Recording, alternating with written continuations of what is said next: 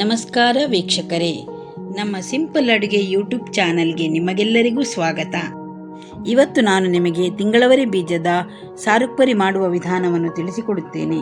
ಈ ವಿಡಿಯೋ ನಿಮಗೆ ಇಷ್ಟವಾದಲ್ಲಿ ಲೈಕ್ ಮತ್ತು ಶೇರ್ ಮಾಡಿ. ನೀವು ನಮ್ಮ ಚಾನಲ್ಗೆ ಹೊಸಬರಾಗಿದ್ದಲ್ಲಿ ದಯವಿಟ್ಟು ಸಬ್ಸ್ಕ್ರೈಬ್ ಮಾಡಿ.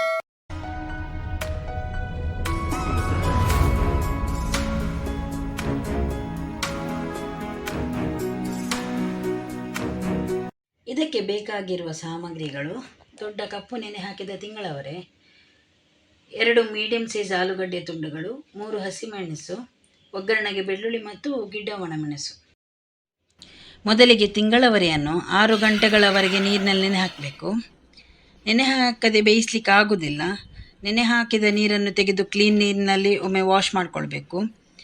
ಸ್ಟವ್ ಮೇಲೆ ಒಂದು ಕುಕ್ಕರ್ ಇಟ್ಟು ಆ ನೆನೆ ಹಾಕಿದ ತಿಂಗಳವರನ್ನು ಮತ್ತೆ ತುಂಡು ಮಾಡಿಕೊಂಡಂತಹ ಬಟಾಟೆಯನ್ನು ಒಟ್ಟಿಗೆ ಆ್ಯಡ್ ಮಾಡಿಕೊಂಡು ಅದು ಮುಳುಗುವವರೆಗೆ ಅದಕ್ಕೆ ನೀರು ಹಾಕಬೇಕು. ಸ್ವಲ್ಪ ಹೆಚ್ಚೇ ನೀರು ಹಾಕಿ, ಅದು ಸಾರುಪರಿ ಅಲ್ಲ, ಆದ ಕಾರಣ ಅದಕ್ಕೆ ನೀರು ಬೇಕಾಗ್ತದೆ. ಈಗ ಕುಕ್ಕರ್ ಮುಚ್ಚಳ ಹಾಕಿ ಒಂದು 5ರಿಂದ 6 ವಿಸಿಲ್ ತೆಗಿಬೇಕು. ನೆನೆ ಹಾಕದೆ ಮಾಡಲಿಕ್ಕೆ ಆಗ್ತದೆ, ಆದರೆ ಬೇಯುವಾಗ ಸ್ವಲ್ಪ ಲೇಟ್ ಆಗ್ತದೆ. ಕುಕ್ಕರ್ನಲ್ಲಿ ಸ್ವಲ್ಪ ವಿಸಿಲ್ ಜಾಸ್ತಿ ತೆಗಿಬೇಕಾಗ್ತದೆ.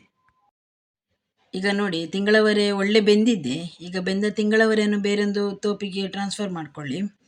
ಕುಕ್ಕರನ್ನು ಒಮ್ಮೆ ತೊಳೆದು ನಿಮಗೆ ಬೇಕಾದ ಕನ್ಸಿಸ್ಟೆನ್ಸಿಯಲ್ಲಿ ನೀರನ್ನು ಆ್ಯಡ್ ಮಾಡಿಕೊಳ್ಳಿ. ನೀರು ಸ್ವಲ್ಪ ಕಮ್ಮಿ ಹಾಕಿದರೆ ಸ್ವಲ್ಪ ದಪ್ಪ ಆಗ್ತದೆ. ದಪ್ಪವೇ ಇಲ್ಲಿ ಸ್ವಲ್ಪ ಒಳ್ಳೆಯದಾಗ್ತದೆ. ಈಗ ಕಟ್ ಮಾಡಿಟ್ಟಂತಹ ಕಾಯಿ ಮೆಣಸನ್ನು ಮತ್ತು ರುಚಿಗೆ ತಕ್ಕಷ್ಟು ಉಪ್ಪನ್ನು ಹಾಕಿ ಒಳ್ಳೆ ಕುದಿ ಬರುವವರೆಗೆ ಬೇಯಿಸಿ. ನೋಡಿ, ಒಳ್ಳೆ ಕುದಿ ಬರ್ತಾ ಉಂಟು. ಇಷ್ಟು ಕುದಿ ಬರಬೇಕು. ಸಾರುಪರಿ ಒಳ್ಳೆ ದಪ್ಪಾಗಿದೆ ನೋಡಿ. ಈಗ ತೋಪನ್ನು ಗ್ಯಾಸ್ನಿಂದ ಕೆಳಗೆ ಇಟ್ಟು ಒಗ್ಗರಣೆಗೆ ರೆಡಿ ಮಾಡಿಕೊಳ್ಳುವ. ಒಂದು ಕಾವಲಿಯಲ್ಲಿ ತೆಂಗಿನ ಎಣ್ಣೆಯನ್ನು ಬಿಸಿ ಮಾಡಲಿಕ್ಕೆ ಇಟ್ಟು ಅದಕ್ಕೆ ಜಜ್ಜಿದ ಬೆಳ್ಳುಳ್ಳಿಯನ್ನು ಆ್ಯಡ್ ಮಾಡಬೇಕು. ತೆಂಗಿನ ಎಣ್ಣೆ ಯೂಸ್ ಮಾಡಿದರೆ ಭಾರಿ ಟೇಸ್ಟ್ ಆಗ್ತದೆ. ನಾನೀಗ ತೆಂಗಿನ ಎಣ್ಣೆಯನ್ನೇ ಯೂಸ್ ಮಾಡ್ತಾ ಇದ್ದೇನೆ. ನಂತರ ಅದಕ್ಕೆ ಒಣಮೆಣಸನ್ನು ಆ್ಯಡ್ ಮಾಡಿಕೊಂಡು ಅರೋಮ ಬರುವವರೆಗೆ ಫ್ರೈ ಮಾಡಿಕೊಳ್ಳಿ. ಈಗ ನಮ್ಮ ಒಗ್ಗರಣೆ ರೆಡಿಯಾಗಿದೆ. ಈಗ ಬೇಯಿಸಿಟ್ಟ ತಿಂಗಳವರೆಗೆ ಅದನ್ನು ಹಾಕುವ.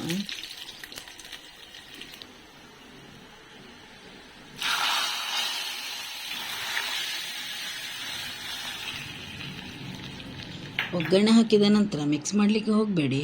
ಒಂದು 10 ನಿಮಿಷ ಕಾಲ ಒಂದು ಪ್ಲೇಟ್ನಿಂದ ಮುಚ್ಚಿಡಿ. 10 ನಿಮಿಷ ಆದ ನಂತರ ಪ್ಲೇಟನ್ನು ತೆಗೆದು ಒಳ್ಳೆ ಮಿಕ್ಸ್ ಮಾಡಿದರೆ ಆಯಿತು.